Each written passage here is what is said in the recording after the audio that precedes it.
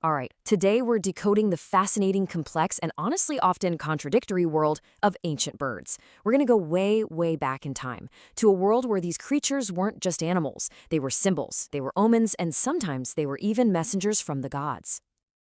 For us, a bird song is just a nice sound in the park, right?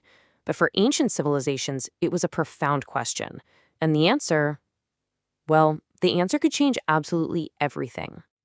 The cry of a single bird could mean the seasons were changing, or it could be a divine message, or it could even be a prophecy of your own doom.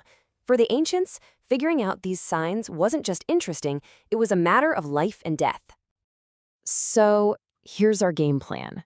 First, we'll dive into how observation and pure imagination got all mixed up in the ancient mind. Then, we've got 3 amazing case studies.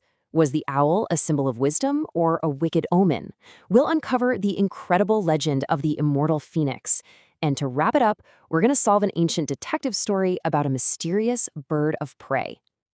You see, for the ancients, the natural world wasn't neatly separated from the supernatural. A real animal was never just an animal. It was always a starting point for the imagination. Take the common cockerel, a real, everyday bird. Well, the Greeks also imagined the hippolectron, a creature with the body of a horse and the features of a cockerel. It's a perfect example of how they just layered fantasy right on top of reality.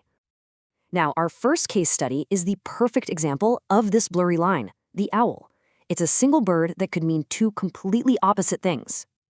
So, on the one hand, the owl was the symbol of Athens and its goddess, Athena, representing wisdom and victory.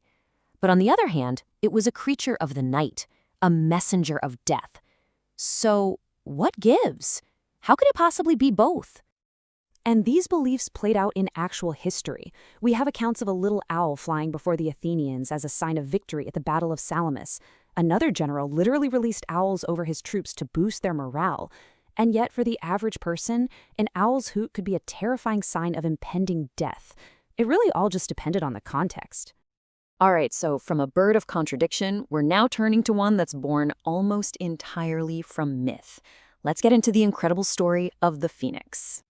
This legend is iconic for a reason. After living a very long life, the phoenix would build its own funeral pyre from myrrh and other precious spices.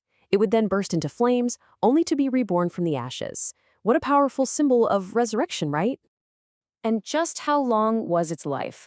Well, one of the most specific estimates was, get this, 1,461 years. And that is not a random number. It corresponds exactly to the Sothic cycle, which was a major astronomical period in ancient Egypt. So this mythic bird was tied to the very cycles of the heavens.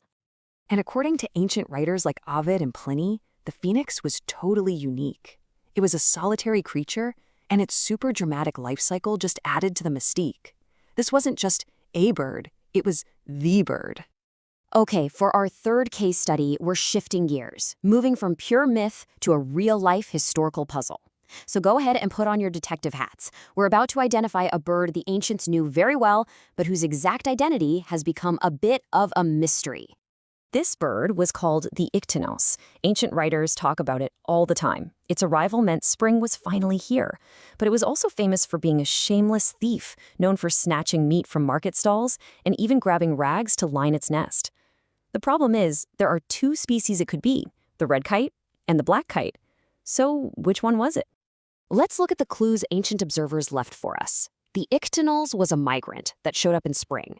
That points to the black kite, which comes from Africa. Aristotle said it was about the size of a buzzard. Again, the black kite is a much closer match.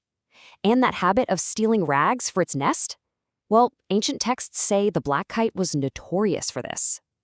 Every single clue, from clutch size to migration, points in one direction. So the verdict is in. While the name ichthyonos might have been used for both birds from time to time, the really detailed descriptions left by ancient writers, the thieving, the migrating, the nesting with rags, it all points overwhelmingly to one culprit, the black kite. Case closed. So, the wise owl, the mythic phoenix, the thieving kites. What do all these stories really tell us about the ancient world? Let's take a final bird's eye view and connect all the pieces. For the ancients, birds were not just background noise. They were active participants in the world, a kind of living language through which people understood the gods, the seasons, and even their own fate. This is a world where careful observation was woven together with deep-seated myth. Just how powerful was that connection? Well, there's this incredible story about an army that landed in Italy. A flock of partridges suddenly burst into flight, and the soldiers were so terrified by this omen that they fled right back to their ships. A flock of birds literally changed the course of a military expedition. It really makes you think. The ancients saw birds as omens, messengers, and sometimes monsters. Today, we see them through the lens of biology, conservation, and maybe even indifference. The way a culture sees animals tells a powerful story about its values, its fears, and its worldview. What story will our relationship with the natural world tell about us?